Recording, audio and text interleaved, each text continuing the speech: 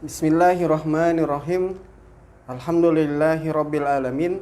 Sorban umat kembali hadir di Mitra JIC sekalian yang dipancarkan langsung di Radio JIC 107.7 FM di Pusat Bisnis Jakarta Islamic Center. Alhamdulillah pada hari ini Jumat Allah izinkan kita untuk hadir untuk ngobrol untuk kepentingan umat yang semoga ini selalu dirahmati Allah Subhanahu wa taala. Assalamualaikum warahmatullahi wabarakatuh. Assalamualaikum warahmatullahi wabarakatuh. Alhamdulillahi rabbil alamin wal aqibatu lil muttaqin. Asyhadu an la ilaha illallah wahdahu la syarikalah wa asyhadu anna Muhammadan abduhu wa rasuluhu la nabiyya ba'dah. Allahumma shalli wa sallim ala sayyidina Muhammad wa ala alihi wa ashabihi wa man tabi'ahum bi ihsan ila yaumiddin, amma ba'du. Ma'asyiral muslimin, ikhwatu iman rahimakumullah, Mitra JIC, semoga antum semua tetap dalam keadaan sehat walafiat, sehat iman, jiwa, raga dan semuanya, dan semoga kita semua selalu tetap dalam lindungan dan karunia rahmat dari Allah Subhanahu wa taala. Tentunya mari sama-sama kita awali dengan memanjatkan segala puji dan rasa syukur kita yang setinggi-tingginya hanyalah kepada Allah Subhanahu wa taala yang senantiasa melimpahkan segala nikmat kepada kita semua.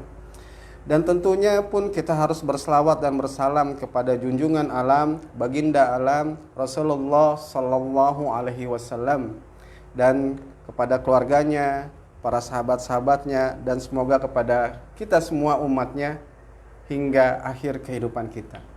Mitra JIC di mana saja antum berada, alhamdulillah pada hari ini sorban umat mengundang Al-Mukarram Ustadz Ahmad Badi. Assalamualaikum Ustadz. Waalaikumsalam warahmatullahi wabarakatuh. Sehat Ustadz? Alhamdulillah. Alhamdulillah. Dari wajahnya kayaknya makin cerah ini Ustadz. Amin. Alhamdulillah. Nah, pada kesempatan ini kita akan membahas tentang modernisasi agama. Mungkin saya yakin Mitra JIC sekalian sudah sering mendengar ya. Namun sekarang ini lagi dipublikasikan, sering diguncingkan, diomongkan tentang moderasi agama. Nah, apa itu moderasi agama? Kita akan simak sama-sama. Guru kita akan memberikan penjelasan sehingga jangan sampai pemahaman kita keliru. Kalau pemahaman keliru, nanti amalannya juga nggak bisa benar sesuai dengan apa yang diharapkan. Karena namanya aja dari pemahamannya udah keliru. Maka dari itu, mari kita simak sama-sama apa yang nanti akan disampaikan oleh guru kita kaitan dengan moderasi agama. Nah, bagi Mitra JIC yang ingin bertanya, bisa nanti kami kirim link Facebooknya, bisa chat di situ, nanti bisa disampaikan. Terima kasih. Maka dari itu, langsung saja kita dengar penjelasan yang akan disampaikan oleh guru kita, Ustadz Ahmad Badi, dengan tema moderasi agama. Tafadhol Ustadz. Ya, terima kasih banyak. Jazakallah khairan katsir. Bismillahirrahmanirrahim. Assalamualaikum warahmatullahi wabarakatuh. Waalaikumsalam warahmatullahi wabarakatuh. Alhamdulillahirabbil alamin. Hamdan katsiran thayyiban mubarakan fih. Asyhadu an la ilaha illallah wa asyhadu anna Muhammadan abduhu wa rasuluh la nabiyya ba'dah. Allahumma shalli wa sallim wa barik wa karrim ala sayyidina Muhammadin wa ala alihi wa ashabihi ajma'in, amma ba'd. Allah Ta'ala fil Qur'anil Karim, a'udzu billahi minasyaitonir rajim, bismillahirrahmanirrahim. Wa kadzalika ja'alnakum ummatan wasatan litakunu syuhada'a 'alan nas wa yakuna rasulu 'alaikum syahida wa ma ja'alnal qiblata allati kunta 'alaiha illa lina'lama man yattabi'ur rasul mimma yanqalibu 'ala aqibai wa in kanat lakabiratan illa 'alal ladzina hadallah. Alhamdulillah ayuhal hadirun Mitra JIC yang insyaallah senantiasa dirahmati Allah Subhanahu wa taala. Amin. Jumpa kembali kita di pagi Jumat yang cerah ini, di mana keberadaan kita insyaallah senantiasa dalam keberkahan, juga dalam lindungan dan kasih sayang Allah Subhanahu wa taala. Amin ya rabbal alamin. Dan kita senantiasa bersyukur memuji Allah Subhanahu wa taala atas seluruh karunia, hidayah dan inayah serta maunahnya kepada kita, sehingga insyaallah kita senantiasa dapat mengekspresikan syukur kita atas nikmat Allah Subhanahu wa taala dengan senantiasa tunduk patuh mengikuti segala ketentuan Allah dan Rasulnya.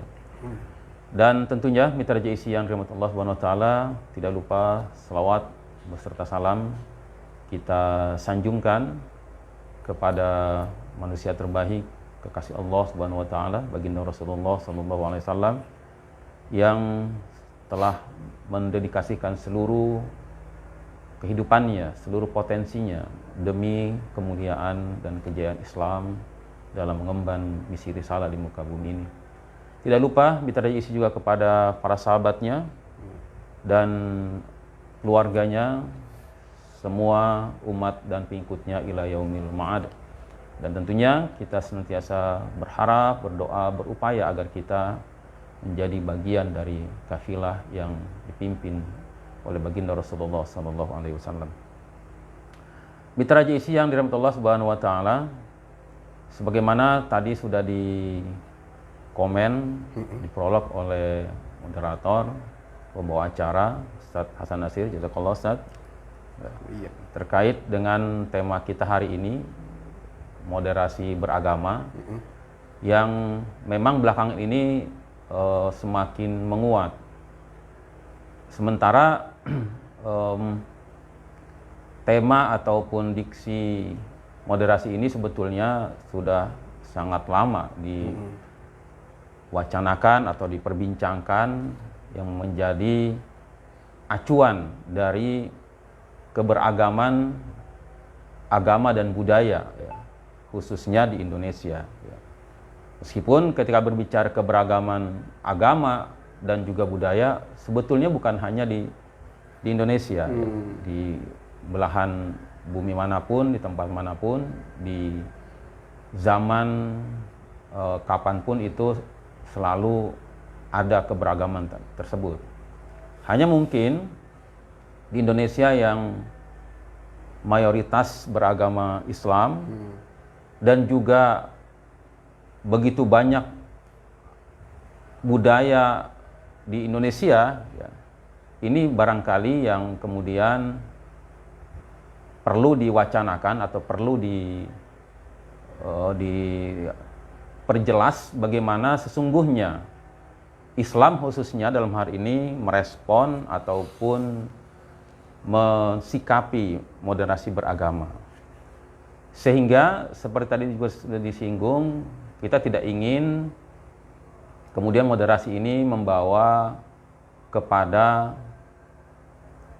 aplikasi ataupun praktek moderasi yang salah dan keliru, ya. Ada beberapa hal yang kita anggap itu satu kekeliruan dalam mengaplikasikan moderasi dalam beragama. Misalnya, ya,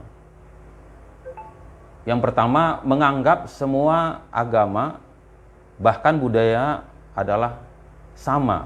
Ya.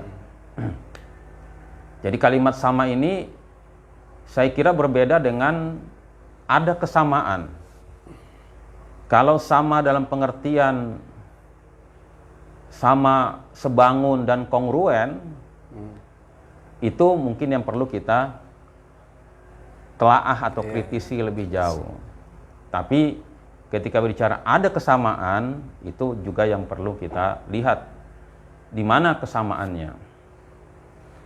Karena bagaimanapun agama apalagi budaya tentu tidak mungkin disamakan dalam pengertian tadi sebangun dan kongruen. Dalam hal ini pemirsa JIC yang dirahmati Allah Subhanahu wa taala, paling tidak ada 3 aspek bagi kita untuk mengukur atau menilai suatu agama. Ini Ustaz Hasan mungkin ya. 3 aspek ya. 3 aspek ini, yang pertama adalah dari aspek akidah atau ideologi, kemudian aspek ibadah, dan juga aspek muamalah. Ya. Nah, untuk 2 yang pertama, ya, pemirsa JIC yang dirahmati Allah SWT, tentu ketika berbicara akidah yang menjadi dasar dan landasan serta tujuan setiap agama dan keyakinan, ini hal yang tidak mungkin sama, ya, atau dipersamakan, ya. Karena setiap agama dan keyakinan memiliki dasar akidah dan ideologi yang sangat berbeda, ya. Ya. Nah, ini yang kita mungkin samakan dulu atmosfer dan gelombangnya lah gitu, ketika sebelum berbicara lebih jauh tentang moderasi beragama itu seperti apa. Sebab saya kira memang berbahaya ketika moderasi ini tidak dipahami lebih jauh sehingga muncul istilah atau kalimat toleransi beragama. Gitu ya. Kita memang tidak kegeeran, tetapi karena Indonesia khususnya, ketika kita bicara bangsa Indonesia ini umat Islam yang dominan atau terbesar bahkan di dunia, sehingga seolah-olah umat Islam atau agama Islam yang tidak memiliki kata toleran atau moderasi. Nah, ini mungkin lebih jauhnya, ya. Kalau kita ingin lebih mengkritisi kemana arah moderasi beragama ini. Sebab wacana-wacana yang sering muncul adalah tadi bahwa semua agama sama. Sehingga ketika toleransi itu sama artinya dengan melepaskan tadi keyakinannya atau akidahnya. Padahal ini satu hal yang fundamental ketika berbicara akidah. Ya. Sebagai contoh misalnya, agama Islam berkeyakinan bahwa dasar keyakinannya adalah akidah tauhid. Tuhannya adalah Allah Subhanahu wa Ta'ala. Tentu ini menjadi ciri dasar atau khas yang tidak akan mungkin sama dengan agama, apalagi budaya manapun, apalagi mau dipaksakan sama, begitu kan. Yang kedua, misalnya dari aspek tadi ibadah, ya. Ini juga justru yang menjadi ciri dari setiap agama adalah tata cara peribadatannya. Ya tadi, kalaupun mungkin ada kemiripan, bisa jadi mirip, ya. Seperti misalnya katakanlah puasa. Semua agama atau banyak agama mengajarkan berpuasa. Bahkan budaya-budaya tertentu juga mengajarkan berpuasa. Tetapi terhadap cara puasanya, waktu berpuasanya, dan sebagainya, dasar dan landasannya, itu tidak sama, ya, dan memiliki kesamaan. Yang ketiga, tadi dari aspek muamalah. Mungkin di sisi ini banyak bisa jadi persamaan-persamaan. Atau di sisi inilah mungkin bisa kita memperkuat moderasi atau toleransi tadi di sisi muamalah. Dalam pengertian hubungan sosial, hubungan muamalah dan sebagainya, ini sangat mungkin bahkan Islam juga memberi ruang yang besar, yang luas untuk sisi ini, ya. Karena ketika bicara muamalah, Islam punya aturan, punya cara, tapi terhadap kepada siapa, bangsa, agama, dan budaya manapun, Islam tidak melarang sebatas sesuai dengan batas-batas aturan atau syarat Islam itu sendiri. Jadi saya kira itu dulu, Ustaz Hasan, pemirsa JIC yang dirahmati Allah Subhanahu wa Ta'ala, yang bisa kita samakan dulu persepsi ataupun gelombang dan atmosfer yang sama. Baru nanti kita berbicara tentang bagaimana sesungguhnya aplikasi atau praktek dari moderasi beragama ini sehingga tidak kebablasan. Ya, gitu. Baik, mitra JIC sekalian, jelas bahwa ternyata setiap agama yang Allah turunkan, agama samawi terutama, dan juga ternyata berkembang di Indonesia ini bermacam agama, ya, itu memiliki masing-masing ketentuan dalam mengatur umatnya atau mengatur umatnya dari agama itu sendiri. Nah, maka Islam dalam hal ini ada 3 yang menjadi ukurannya paling tidak gitu Ustadz ya. Tadi akidah atau ideologinya, kemudian juga ibadah dan muamalahnya.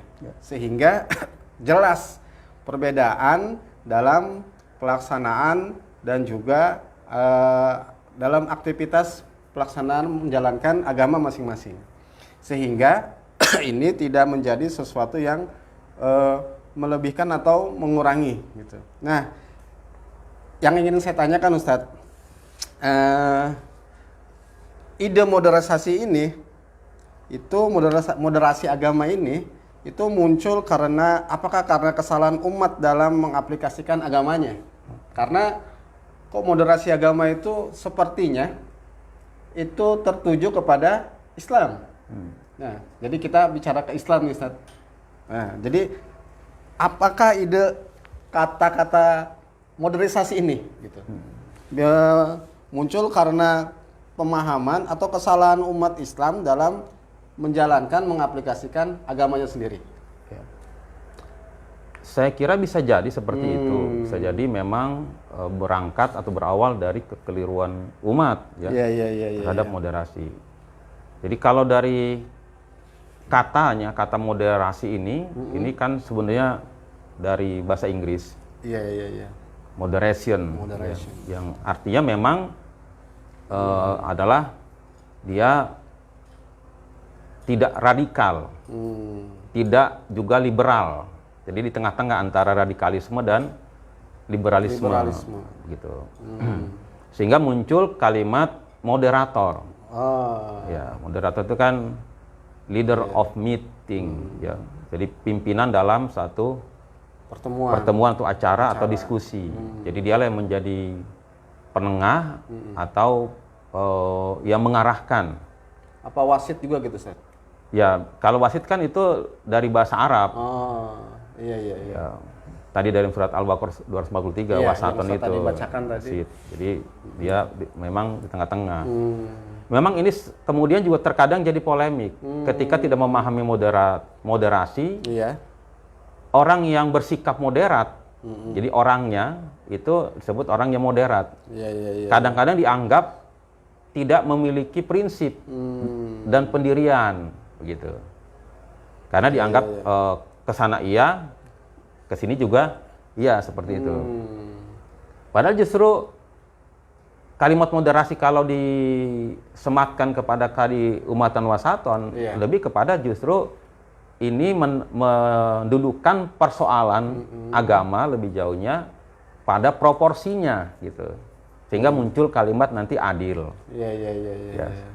Adil dalam artinya sesuai dengan proporsinya. Tadi tidak radikalisme atau misalnya liberalisme. Gitu. Sebenarnya ya Islam bukan Islam ya tidak radikal ya tidak liberalisme. Gitu. Cuman kemudian muncul anggapan, persepsi Islam itu radikal ya karena perilaku umat Islam yang dinilai radikal. Berarti menilainya? Iya, karena gini ada memang kita tidak menutup mata bahwa ada perilaku radikalisme, tapi itu tidak mewakili Islam. Ya, kalau misalnya mewakili Islam ada juga perilaku liberal, kan gitu. Sehingga perlu kita dudukan sebenarnya ya radikalisme atau liberalisme atau radikalisme itu sendiri juga perlu kita luruskan juga seperti apa dengan radikal, sehingga cenderung kedua-duanya adalah negatif, gitu. Jadi bisa jadi memang itu berangkat dari pemahaman umat Islam terhadap tadi toleransi dalam beragama. Karena memang ketika tidak memahami, misalnya tadi kan begini, ketika dia ingin toleran, apa yang mau ditolerankan? Ketika dia sendiri tidak memahami prinsip-prinsip agamanya, sehingga dia tidak mengerti batas-batas mana yang melanggar akidah, mana yang melanggar syariah, begitu. Ketika memahami, ya insya Allah justru Islam adalah agama yang saya katakan paling siap menghadapi untuk melaksanakan, untuk menghadapi berbagai keanekaragaman agama dan budaya. Karena kalau Islam nggak siap, ya misi rahmatan lil alamin ini sesuatu yang yang utopia yang Betul. ya karena akan menghadapi berbagai agama dan juga berbagai budaya, bukan hanya di Indonesia, semua bangsa. Jadi manapun. jelas Islam rahmatan lil alamin, bukan hanya Arab saja atau di zaman Nabi saja selesai, tapi seluruh alam, bahkan sampai masa akhir kehidupan ini gitu, Ustaz. Oh iya. Ya, rahmatan lil alamin ini kan Iya. seluruh bangsa, budaya, bahkan alam gitu Iya, kan. Alam kan berarti bukan hanya manusia. Betul, betul, betul. Akan mendapatkan rahmat dari kehadiran Islam. Jadi kehadiran Islam sudah memberikan rahmat. Ya mungkin kadang-kadang rahmat inilah sama seperti begini. Hujan itu rahmat, Iya. ya kan? Iya. Tapi ada orang tetap aja segitu rahmatnya hujan, kadang-kadang disikapi dan direspon secara negatif, gitu. Karena ya mungkin nggak siap menerima kehadiran hujan yang begitu banyak, rahmat, justru runtuhan rahmat yang begitu besar, begitu banyak, kadang-kadang malah nggak siap. Kadang-kadang dikambing hitamkan, Ustaz. Malah dikambing hitamkan Kok nggak masuk? Kena hujan. karena hujan. Jadi Padahal- rahmat berubah menjadi Jadi musibah. jadi ya? musibah. Astagfirullah. Nah, ini sebenarnya Ustadz, saat kita kirim flyer ini udah ada yang nanya-nanya juga nih, Ustadz. Boleh saya sampaikan ya, Ustadz ya? Boleh, Dari Mitra JIC sekalian. Ya. Ini tolong Ustadz sampaikan, apakah kita bisa menyatukan cara pandang keagamaan umat beragama di Indonesia? Jadi apakah bisa? Kalau bisa, bagaimana caranya? Kalau nggak bisa, berarti memang nggak bisa lagi caranya. Gimana, Ustaz? Begini, jadi bukan menyatukan agama ya. Ini Iya, harus kita bedakan cara antara pandangnya. menyatukan agama dan menyatukan cara pandang dalam keberagaman. Ya, Nah ini mungkin yang harus kita luruskan dulu. betul. Jadi kalau seperti saya katakan tadi, menyatukan agama satu yang mustahil. Iya. Masing-masing agama punya ciri tersendiri. Sendiri. Tapi menyatukan keberagaman, inilah bagian daripada misi Islam. Kita bisa berdampingan, bisa nyaman, bisa hidup bertetangga, berdampingan bersama-sama dalam keberagaman. Iya, iya. Gitu. Gitu. Oh, jelas. Jadi yang disatukan bukan ibadahnya, cara pandangnya, Iya. karena masing-masing memang memiliki cara pandang yang ya. Dan saya kira setiap agama nggak akan siap untuk Iya. melepaskan keyakinannya, cara ibadahnya, atau apalagi budaya juga, budaya saja yang bukan berbasis, taruhlah dalam penting berbasis keyakinan, juga nggak siap melepaskan budayanya. Iya, iya, Ya iya, kan? iya. Tapi bahwa kita semua manusia harus hidup berdampingan, inilah yang menjadi Iya, misi iya, daripada iya. Islam. Atau setiap umat Islam harusnya membawa misi ini. Tidak alergi, tidak menghadapi keberagaman. Kalau bila contoh di zaman Nabi ada nggak gitu, Ustaz? Oh ya, justru ketika kita ingin mengaplikasikan moderasi Iya. atau toleransi tadi, kalau kepada persepsi cara pandang ini kan jadi masalah hari ini. Maka kita kembalikan justru kepada bagaimana Rasulullah sendiri Betul. mensikapi Hal ini. gitu kan, gitu. Nah, seperti saya katakan tadi, Ya. keberagaman agama budaya bukan hal yang baru dan bukan hanya di Indonesia. Ketika Rasulullah SAW belum diutus menjadi nabi dan rasul, itu di Mekah itu beraneka ragam agama dan budaya. Sebelum Nabi dilahirkan. Oh iya kan suku-suku banyak Aus, Hazrat, Bani Quraidah, Qunai, Qainuqa dan sebagainya kan. Ada Yahudi, ada Nasrani, ada kafir Quraisy, ada paganisme, ada banyak sekali begitu kan. Jadi sudah sedemikian gitu, Iya, iya, iya, beragam. Nah, ketika Rasulullah SAW hadir, jadi terhadap inti ajaran bahkan personal Nabi sendiri sebenarnya kan diterima, Iya, iya, iya. diterima. Al-Amin malah dikasih. Al-Amin bahkan kan gitu di tengah keberagaman tadi. Artinya ketika hadir yang dianggap agama baru, ya sebenarnya bukan agama baru, ini kan agama melanjutkan dari agama sebelumnya. Cuman karena kemudian menjadi baru, menjadi asing yang tidak siap diterima oleh khususnya masyarakat jahiliyah di masa itu. Iya, Nah, iya, iya. Kenapa tidak diterima?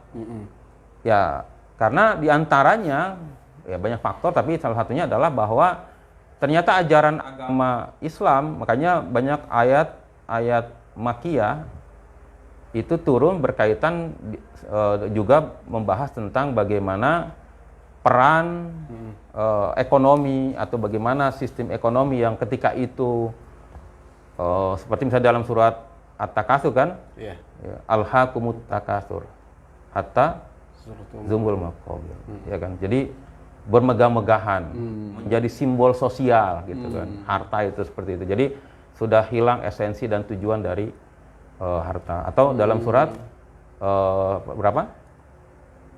Wa tuhibbunal mala hubban jamma gitu kan. Jadi menumpuk-numpuk harta dan sebagainya. Belum praktek ribawi dan sebagainya. Ini sebetulnya sangat bertentangan atau mengancam kekuasaan dan oligarki gitu. Sehingga tidak diterima karena aspek itu sebetulnya. Karena antara di harta, uang, kekuasaan ini saling mendukung sebetulnya. Tapi gini Ustaz, dalam kondisi modern ini yang banyak tanda petik menyebenarkan sekarang ini kondisi modern. Maka kaitan tadi Ustaz sampaikan tentang ekonomi, Islam menjelaskan tentang bagaimana ekonomi Islam harusnya, umat Islam. Tapi kondisi modern itu dengan ekonomi yang secara umum ribawi.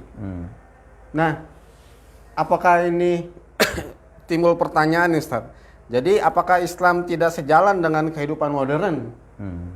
Bagaimana menurut Ustaz? Saya kira Islam itu agama yang tadi bukan hanya siap menghadapi segala macam budaya dan keyakinan, tapi juga berbagai zaman. Termasuk modern hari ini. Modern kan apa sih dikatakan, kita perlu definisikan dulu. Pengertian modern. Pengertian modern itu kan.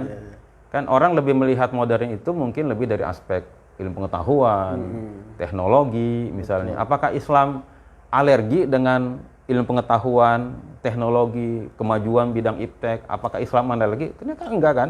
Banyak ayat itu sudah banyak dibahas lah, sudah banyak sekali dikaji bahwa Islam tidak alergi dengan itu. Bahkan Islam mengusung, mensupport besar untuk majunya ilmu pengetahuan, majunya teknologi. Tinggal bagaimana kita merespon dengan batas-batas tadi akidah, ya, muamalah dan ibadah tadi gitu. Kira itu. Nah, maka dalam kehidupan modern ini segala sesuatu apakah harus dimodernisasi?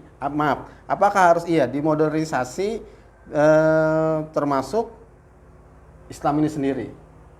Maksudnya moderasi apa modernisasi? Moderasi. Oh, dimoderasi. Kalimatnya ini terlalu panjang, Ustaz. Iya kan, takut salah nanti modernisasi apa moderasi gitu. Jadi begini maksudnya. Jangan sampai Islam itu mengikuti zaman. Gitu. Masih mengikuti begini, seluruh kemajuan dan perkembangan zaman ini bukan Islam harus menyesuaikan, tapi bagaimana Islam menjadi dasar, menjadi landasan dalam menghadapi berbagai zaman tadi. Ini kalau bicara modernisasi. Tapi kalau moderasi tadi, bahwa Islam itu sangat mengajarkan moderasi, toleran banget Islam itu. Makanya saya bilang tadi, kita kembali bagaimana Rasulullah SAW hadir dalam keanekaragaman agama dan budaya di Mekah. Gitu. Cuman kenapa kemudian Rasulullah ditolak? Karena itu tadi mengancam oligarki dan kekuasaan. Kalau ajarannya secara ini justru memberi solusi. Bayangkan ya, pemirsa JIC yang dirahmati Allah SWT barangkali bisa menjadi tolak ukur, karena kalau kita bicara narasi, bicara pendapat pasti beraneka ragam. Kemudian kenapa Islam yang begitu besar tidak mampu menjawab tantangan keanekaragaman ini gitu kan? Itu juga hal lain yang perlu kita diskusikan. Tapi Rasulullah sendiri ya, yang ketika di Mekah itu Rasulullah itu bahkan jadi di akhir-akhir fase Mekah sebelum hijrah, kan Rasulullah jadi DPO. Daftar pencarian orang yang kriminal atau seperti itu kan. Tapi bilang teroris tapi enggak. Ya, mungkin belum ada istilah teroris di masa itu ya. Tapi perilakunya seperti dianggap teroris, mengancam karena mengancam tadi. Tapi terhadap masyarakat, terhadap persoalan masyarakat dan kebangsaan justru memberikan solusi sebetulnya. Nah, itu bisa dilihat kemudian ketika Rasulullah SAW justru ketika di Madinah dan ketika Futu Mekah. Kan kalau Rasulullah itu memang intoleran gitu kan. Iya. Tidak seperti itu kemudian sikap Rasulullah dalam ketika misalnya di Madinah, Rasulullah justru mengakomodir semua agama. Di catatan penting buat kita umat Islam bahwa di Madinah itu Rasulullah mengakomodir semua agama. Semua suku. Iya, semua suku. Semua agama. Iya. Kan? Yahudi, Nasrani, bahkan tadi pagan juga masih ada di Madinah. Bahkan ketika Futu Mekah menaklukkan Mekah, Rasulullah tidak bersikap arogan. Kalau bicara intoleran kan harusnya ini. Iya. Bahkan kalau menurut saya salah satunya yang paling menarik itu adalah ketika Rasulullah menaklukkan Khaybar. Ya para Yahudi. Ya itu kan wilayah kekuasaan atau komunitas Yahudi di situ. Yang selalu memberikan fitnah lah kepada dakwah Rasulullah SAW. Tapi ketika Khaybar ditaklukkan, bahkan orang Yahudi sendiri sudah memperkirakan, waduh, habis kita. Tidak akan ada lagi besok Yahudi di muka bumi ini. Karena membayangkan Rasul akan melakukan langkah-langkah arogan, balas dendam dan sebagainya. Mereka juga udah tahu itu. Memperkirakan seperti itu. Dan mereka udah tahu inilah imbalan saya harusnya. Itu mereka udah siap dengan konsekuensi itu. Tapi ternyata Rasulullah tidak begitu mensikapi itu. Apa kata Rasulullah? Yang berdagang tetap berdagang, yang bertani tetap bertani. Semua diakomodir oleh Rasul. Dan ini sepanjang sejarah Islam seperti itu. Iya. Jadi kalaupun ada misalnya tadi praktek atau sikap seperti intoleran, ya, itu lebih kepada ada kekeliruan dalam mempraktekkan keyakinannya, agamanya. Iya. Tadi mungkin berbasis bahwa ya keliru dalam memahami agama sehingga berdampak kepada apa? Berdampak kepada dianggap Islam adalah agama yang intoleran, anarkis, terorisme. Ya karena memang kebanyakan Islam. Itu juga mungkin bisa dimaklumi karena memang umat Islam ini paling banyak, sehingga sedikit saja persoalan alamatnya kepada Islam. Karena memang juga realitas, misalnya katanya Islam rahmatan lil alamin. Islam itu memberikan jawaban solusi terhadap persoalan masyarakat bangsa hari ini. Tapi pelaku-pelaku yang menyimpang atau bertentangan dengan idealisme Islam itu dari orang-orang Islam. Ya karena memang penduduknya umat Islam terbanyak, terbesar gitu. Jadi kelihatan banget maksudnya ketika Islam itu bermasalah itu sangat kelihatan. Gitu saya kira, Ustaz. Iya. Berarti ini terjadi karena memang adanya tidak memahami Islam secara utuh, gimana, Ustaz? Saya kira seperti itu. Walaupun kita tidak ingin mengatakan bahwa ya ada kekeliruan, tapi ya memang kita perlu belajar lebih jauh terhadap Islam. Bagaimana Islam yang judul aslinya adalah wa ma arsalnaka illa rahmatan lil alamin. Itu kan idealisme luar biasa. Sehingga itu bisa menjadi tolak ukur buat kita. Keberadaan kita di manapun, di rumah, di lingkungan, di kantor, itu kan menjadi tolak ukur. Apakah kehadiran kita selaku umat Islam ini memberikan rahmat? Nah itu. Atau jangan-jangan hanya membahas, memahami yang dia pahami Islam sampai seperti itu, dia bagaikan bangunan, baru dia sebatas pasirnya aja, merasa dia semennya aja, tapi mengatasnamakan Islam. Harusnya kan tadi kata Ustadz, dan Islam menjelaskan bahwa Islam itu harus utuh. Ya. Kemarin-kemarin dia ngomong begini, Ustadz. Ya ayyuhallazina amanu udkhulu fisilmi kafa.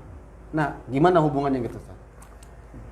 Ya, kafa itu maksudnya bahwa dalam menjalankan prinsip-prinsip Islam ini harus menyeluruh, nggak boleh misalnya antara akidah, syariah, ibadah, muamalah harus satu yang berkaitan, tidak bisa terpisah. Misalnya syariah lepas dengan akidah, akidah tidak ada hubungan dengan syariah, atau ibadah tidak merupakan aplikasi daripada syariah misalnya. Jadi tema-tema ini harus utuh, lengkap, kafah gitu. Adapun dalam hal kapasitas dan ruang lingkupnya itu berproses menuju kepada apa? kepada kesempurnaan, kamil gitu. Kamil wa mutakamil. Karena Rasulullah kan bahwa Islam ya sejak awal diaplikasikan di praktek mah harus kafah, menyeluruh seluruh aspeknya, seluruh dimensinya. Misalnya menyatunya antara aspek lisan, keyakinan dengan amal misalnya. Itu kan kafah. Atau menyatukan akidah, syariah, ibadah, muamalah harus menjadi satu kesatuan yang tidak boleh terpisah-pisah. Sehingga kadang-kadang ada keliru. Di akidahnya benar, tapi akhlaknya kurang.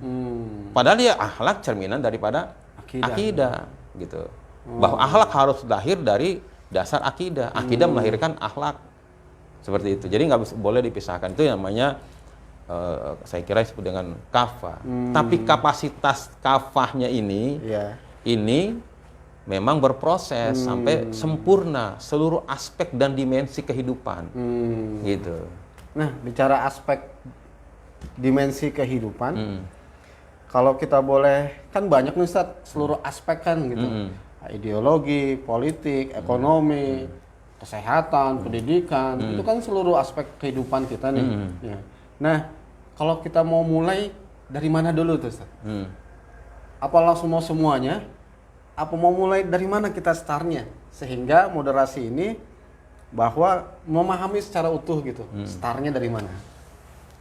Ya start kalau bicara ruang lingkup ya, itu bicaranya pasti dimulai dari ku anfusakum, dari setiap diri kita. Terhadap bahwa setiap diri kita ini bersentuhan dengan seluruh aspek kehidupan, kan kita bermuamalah, berekonomi, pendidikan dan segala macam. Bagaimana supaya misalnya gini, arah pendidikan yang kita bangun dari diri kita ini menuju kepada tujuan pendidikan Islam. Itu. Apa sih tujuan pendidikan Islam? Tujuan pendidikan Islam tidak lain kecuali mengembalikan seluruh ketundukan, ketaatan hanya kepada Allah Subhanahu wa taala. Kan gitu. Tujuan pendidikan ya. Cuman kan hari ini mohon maaf ya, ini kita melihat dari kejauhan lah gitu. Karena saya bukan dalam pendidikan, saya bukan guru.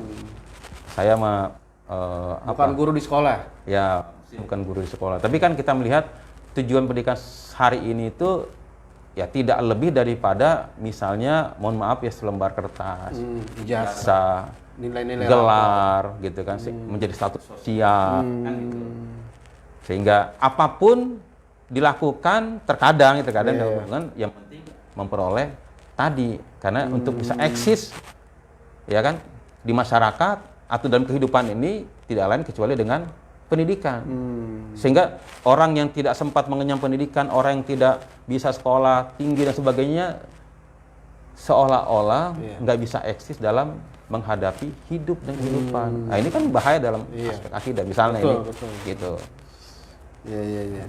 Nah, jadi setiap orang sudah terhadap kemudian dimensinya ada lebih luas, misalnya dia bisa bikin sekolah, bisa pendidikan, bisa bikin kurikulum yang ke situ, ya silakan kalau emang sanggup sampai ke taraf itu. Kan bicara dimensinya, bukan hanya pribadi ya, tapi kalau dia sendiri, keluarganya, komunitasnya bisa sampai membangun pendidikan yang arahnya kepada tadi, itu berarti memang berproses bertahap, tapi tetap mulainya dari diri kita. Dari pribadi. Iya, keluarga, anak, keturunan dan sebagainya. Gitu.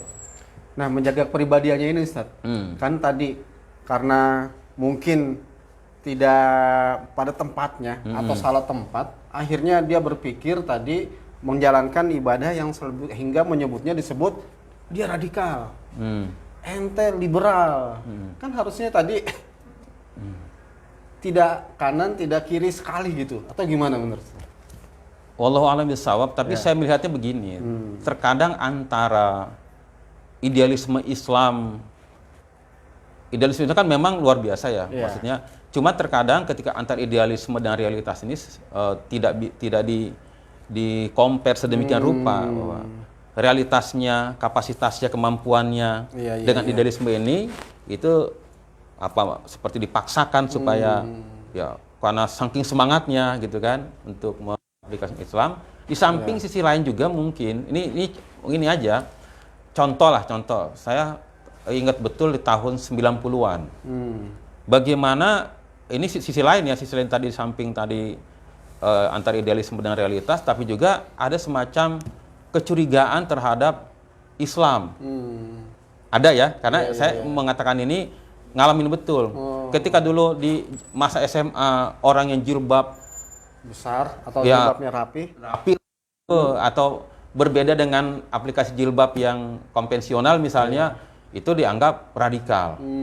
Itu kan di masa itu. Sehingga oh ini belum apa-apa gitu kan. Padahal dia ingin ingin lebih maksimal menjalankan dan tidak mengganggu siapa-siapa sebetulnya kan dengan pakaian itu tidak. Cuman orang mungkin agak sedikit terganggu. Tapi lihat hari ini, jarak berapa puluh tahun dari masa itu ya. Orang sudah biasanya disebut dengan jilbab syar'i hari ini. Ya. Dulu ketika dari kalimat saja jilbab syar'i kayaknya wah ini bahaya terorisme. Ninja. Iya. Yang kedua, saya juga melihat ini ada semacam perkembangan besar bahwa di perusahaan besar hari ini para pengelola perusahaan itu sudah mampu melirik bahwa orang-orang yang komitmen dengan agamanya, yang melakukan pengajian, kajian segala macam, itu ternyata lebih amanah, lebih jujur kan gitu. Nah, ini saya kira nilai-nilai semacam ini mungkin yang bisa kita kedepankan dalam Islam sehingga ketika Islam dengan tampilan dan bagaimanapun kadang-kadang antara tampilan kemudian dengan aplikasi ini seolah-olah terpisah gitu disamakan atau menjadi representatif orang yang penampilannya begini, representatif radikalisme. Padahal kan faktanya enggak. Tidak semua yang begitu kemudian radikalisme. Nah, itu mungkin yang tantangan lah kalau menurut saya lebih tantangan umat Islam ya. Kita sebagai umat Islam, asyhadu anna muslimun, tunjukkan. Seperti misalnya contoh hari ini juga misalnya yang pakai iqab kan dicurigai. Ya. Mungkin suatu saat nanti ketika misalnya ternyata orang yang pakai cadar ini justru lebih eksis di masyarakat, gitu, lebih memberikan solusi jawaban terhadap persoalan umat dan bangsa, itu kan tantangan yang harus dibuktikan bahwa tidak radikal. Itu mah dia kan ingin menjaga dirinya lebih maksimal gitu dan tidak mengganggu siapapun. Cuman orang kemudian merasa terganggu, itu hal yang berbeda gitu. Itu mungkin Ustaz. Betul Ustaz. Nah, jadi dari setiap diri kita biar kita tetap menjalankan itu, pengaruh dengan lingkungan, sebutan-sebutan, apakah ada hubungannya dengan yang sering-sering dengar dengan kalimat guroba, Ustaz? Sehingga kayaknya merasa asing gitu. Kayaknya aduh mau jalanin ini nanti dibilang padahal itulah Islam padahal. Sehingga apakah sesuai dengan yang pernah disampaikan Nabi itu, Ustaz ya? Ya, gimana tuh, Ustaz? Ya, itu saya kira memang bisa ya. Kan Rasulullah tuh banyak memang nubuah-nubuahnya ya. Dan nubuah Rasul itu tidak mengalamatkan kepada siapa, bangsa mana, di negeri mana. Tetapi bahwa akan datang suatu zaman, kata Rasulullah tadi, guroba, asing, atau keterasingan, ya saya kira di tengah-tengah ya kondisi umat Islam dengan pemahamannya terhadap agama juga mungkin yang memang masih butuh banyak kajian, butuh banyak referensi, butuh banyak ilmu, sehingga tadi bahwa ya maksud saya begini, hari ini orang tadi dengan tampilan seperti itu sudah gurobah, sudah asing. Padahal saya kira gurobah Islam itu bukan dalam aspek itu, gitu. Kalau orang aneh dengan tampilan kan sebenarnya banyak juga yang bukan agama Islam tapi dengan tampilan yang sama gitu kan. Banyak ya, kalau model-model seperti itu banyak juga gitu. Cuman kegurobahan itu bukan lebih kepada itu, tapi kepada bagaimana konsep Islam lebih jauh yang tadi paripurna, yang tadi kafah itulah aspek kegurobaannya. Ketika ternyata Islam agama yang mengakomodir seluruh dimensi kehidupan, gitu. Tapi ketika ini ingin dijalankan dalam seluruh dimensi kehidupan, kemudian kan jadi berbenturan. Nah, mungkin ketidaksiapan benturan, ketidaksamaan ini yang terjadi. Gitu. Jadi justru seharusnya umat Islam dengan ajarannya dengan syariahnya, maka dia harus memaksimalkan gitu Ustaz. Iya. Cuman saat dia menjalankan Islam secara maksimal, ini tadi terkadang disebut tadi ente, nah gitu, Ya, memang radikal, ente. Gitu. Jadi Islam mah biasa-biasa aja lah. Islam mah ya kayak begini Ustaz. Saat kita berjabat tangan dengan lawan jenis, kan Islam mengajarkan nggak boleh Ustaz ya. Tapi kalau nggak, wah ente terlalu Islam banget gitu, kayak waduh fanatik banget gitu. Padahal kan Islam mengajarkan memang nggak boleh gitu. Nah itu kayaknya, waduh gimana nih kalau gitu itu? Ya itu tadi bisa jadi juga memang sikap umat Islam dalam tadi mensikapi itu bisa jadi terlalu kaku atau tidak memberikan penjelasan gitu, sehingga orang mungkin tersinggung dengan itu gitu. Itu banyak aspek lah saya kira. Tetapi saya kira begini, untuk menghadapi situasi kondisi yang sebenarnya goroba tadi, sebagaimana juga Rasulullah SAW itu lebih konsen kepada bagaimana memunculkan sikap perilaku akhlak yang karimah gitu, yang azimah gitu kan. Sehingga inilah yang menjadi jawaban ataupun fakta yang tidak bisa terbantahkan. Betul. Kalau bicara kan bisa mudah, setiap orang bisa gampang. Tapi ketika ini masuk ke dalam tataran aplikasi, inilah tantangan Islam saya kira. Betul.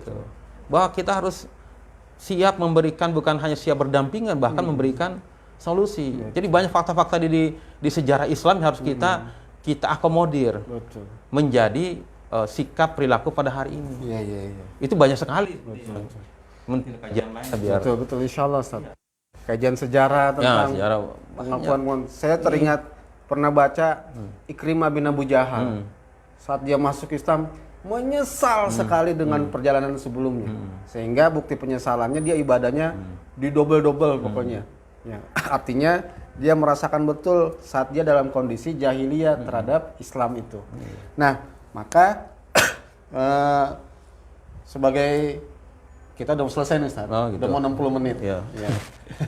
Jadi sebagai closing, bagaimana biar kita sebagai umat Islam ya yang menjadi memahami betul kita memiliki landasan, memiliki tujuan, memiliki aturan dari seluruh aspek yang harus kita jalankan sesuai dengan yang diinginkan Allah dan dicontohkan oleh Nabi. Nah, apa kalau kawan saya bilang nyebutnya kiat-kiatnya Ustaz? Oke. Ya, baik.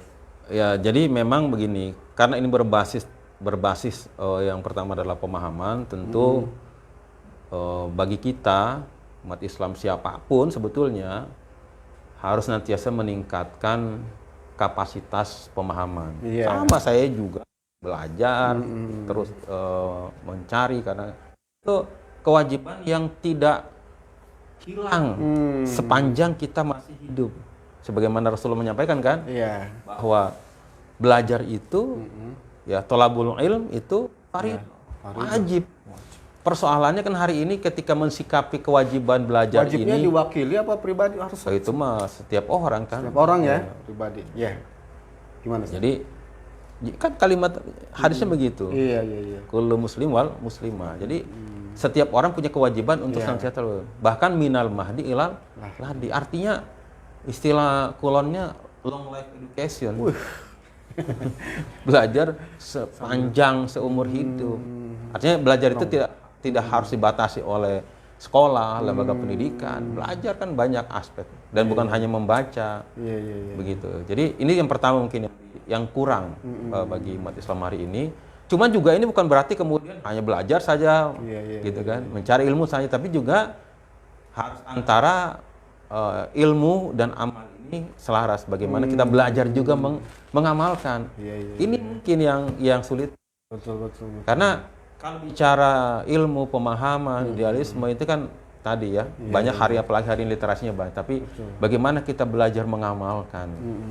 Kemudian amal ini disesuaikan, kita ukur dengan akidah kita, kita ukur dengan kondisi kita, kemampuan kita, gitu. Sehingga kita bisa mengukur, oh kita baru sampai segini ternyata amalnya.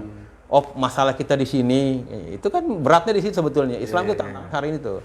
Inilah nilai-nilai yang kurang dari umat Islam itu, bahwa aspek pengawalan, Iya, aspek evaluasi terhadap sikap dan perilakunya ini yang kurang gitu. Kalau ilmu saya kira sih banyak majelis taklim Iya. gitu ya. Bisa nanti dengan Ustadz Hasan bisa ikut di Liko atau di mana.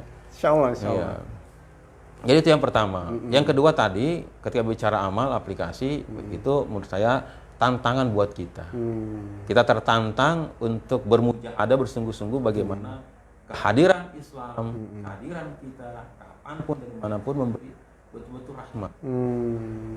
Seperti turunnya hujan, membawa kesejukan, membawa kedamaian. Ketika itu jadi banjir, jadi longsor, itu kan manusia yang membutuhkan itu. Allah membutuhkan sebagian kita meresponnya, mengaplikasikannya yang mungkin perlu banyak belajar lah dalam mengaplikasikan Islam. Ya, saat nggak ada rasa khawatir nanti disebut apa kan saja dengan kesempatan. Iya kan begini, apa saya tegas. Ketika orang memberikan labeling tertentu misalnya kan yang paling faktual itu adalah perilakunya.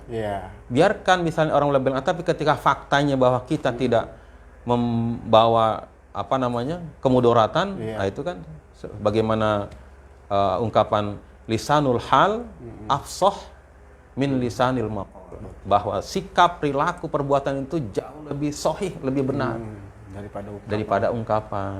Artinya itu Islam begitu. Udah tunjukkan bahwa umat Islam terbesar di Indonesia bisa memberikan juga dampak yang besar bagi bangsa dan negara, bahkan dunia lebih jauh.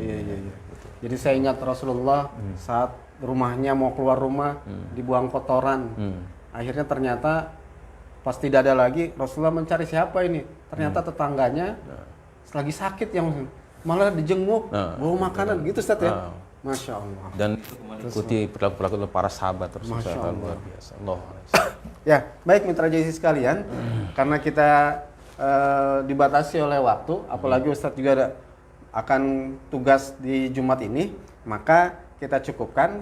Namun mitra JC sekalian, ketahui juga nanti Instagram ya, yaitu di @radio_jc itu di Instagram pelaksanaan kegiatan kita ini. Sehingga bagi mitra JC yang karena sibuk, kan ini waktu sibuk nih saat acara kita, maka itu bisa dilihat dan bisa didiskusikan atau ingin ditanyakan. Karena modernisasi ini kita bahas sekarang ini kayaknya nggak cukup nih Ustaz. Ya, insya Allah nanti akan kesempatan yang lain. Maka mitra JC sekalian, tetap stay tune untuk terus di Facebook Radio JC ini, dan jangan lupa untuk follow akun Instagram @radio_jc serta subscribe channel YouTube JC TV. Oke? Karena ini maka mari sama kami ucapkan terutama terima kasih kepada mitra JC sekalian yang sudah aktif di link Facebook kami. Tadi sudah mengucapkan pesan-pesan dan salam dan juga doa. Ya. Mohon maaf kami nggak bisa bacakan, dan insya Allah nanti bisa dibaca masing-masing dan kita bisa saling memberikan kebaikan buat ke yang lain. Maka silakan untuk memberikan share kepada yang lain. Mungkin nggak bisa dakwah seperti guru kita, para ustadz kita, tapi kita bisa membagikan link-link yang ini bisa bermanfaat buat saudara kita yang lain. Dan bagi mitra JC sekalian yang ingin bertemu langsung atau nanya langsung dengan Ustadz Sorban Umat, Ustadz Ahmad Badi, insya Allah kita akan menyediakan untuk bisa langsung komunikasi dengan beliau, hingga tidak jelas langsung. Ya. Baik, mitra JC sekalian, kita akhiri agenda kegiatan program Sorban Umat ini dengan semata-mata berlindung dan memohon kepada Allah Subhanahu wa taala dengan kalimat doa kafaratul majlis. Subhanaka Allahumma wa bihamdika asyhadu an la ilaha illa anta astaghfiruka wa atubu ilaik. Dari kami yang bertugas mohon maaf atas segala khilafan wal afu minkum. Wassalamualaikum warahmatullahi wabarakatuh.